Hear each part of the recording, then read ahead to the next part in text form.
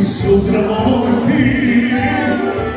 Ono što je drago i sada, najćeš me i sutra žeti.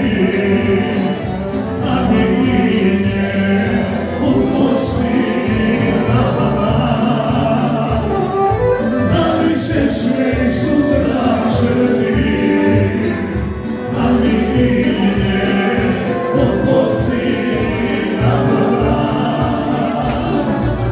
Voli me danas više nego juče, a manje od sutra i sve zatvoreno. Nek ljubav ostane u tebi, da me voliš i se posom stegom.